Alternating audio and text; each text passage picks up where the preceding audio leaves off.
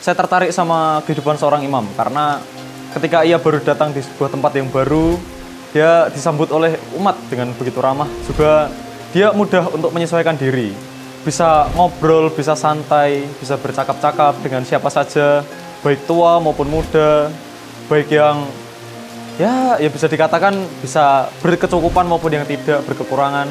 Saya senang ketika ada orang yang benar-benar mau, seorang romo yang benar-benar mau untuk datang dan ya sampai kepada tempat yang tidak mau didatangi oleh orang-orang lain yang mungkin dijauhi dan ditakuti oleh orang-orang yang ya mungkin juga saya waktu itu, karena saya takut ketika harus berada di lingkungan yang baru, lingkungan yang asing, apalagi lingkungan yang sulit untuk segala sesuatunya. Semuanya minim dan sangat ya terbatas. Namun saya menjadi tertarik karena ternyata pelayanan terhadap mereka itu diperlukan.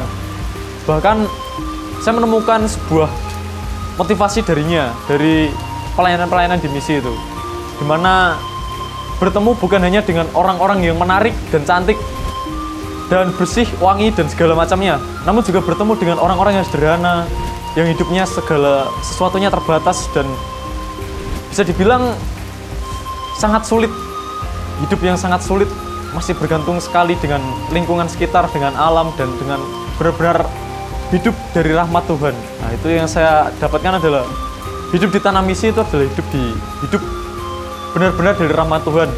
Semuanya bergantung pada alam dan bergantung pada cuaca dan segala sesuatu yang dari benar-benar masih berasal dari Tuhan. Itu yang membuat saya tertarik untuk menjalani kehidupan seorang imam atau menjadi seorang imam. Namun saya masih belum memiliki bayangan untuk menjadi seorang imam yang seperti apa. Saya tidak tahu apa itu projo, CM. Saya hanya tahu seorang imam itu romo. Karena itu saya masuk seminari menengah pun hanya bermodalkan keinginan saya untuk menjadi seorang romo yang masih belum jelas dan kabur. Keinginan untuk menjadi bergabung dalam CM, saya sebenarnya masih belum yakin juga waktu itu. Jadi waktu itu kelas 3, kelas 12, waktu di seminari menengah, saya kebingungan, namun harus memutuskan ingin lanjut menjadi seorang imam atau tidak. Dan ketika saya memutuskan ingin lanjut, saya juga harus memutuskan lagi ingin menjadi seorang imam yang seperti apa dan bergabung dengan mana. Itu mengganjal saya dan membuat saya bimbang, apakah ini benar-benar jalan saya ataukah tidak. Dengan kebimbangan itu, saya mengatakan kepada rektor seminari Garum yang waktu itu adalah Romo Busi untuk saya memutuskan untuk masuk CM. Di situ saya merasa ketenangan batin. Badan saya tenang, yang sebelumnya bergejolak, saya menjadi tenang. Dan saya merasanya ini adalah suara hati saya yang mengatakan bahwa saya harus masuk CM, meskipun saya tidak tahu alasan pastinya apa.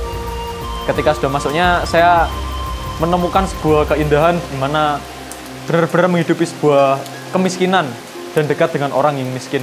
Berasal dari sumbernya sendiri, yakni Yesus, juga berasal dari orang-orang miskin. Bukan hanya teori, bukan hanya materi ataupun pelajaran di kelas, namun benar-benar praktek dan terjun menyapa orang miskin dan bertemu dengan mereka, serta hidup seperti mereka.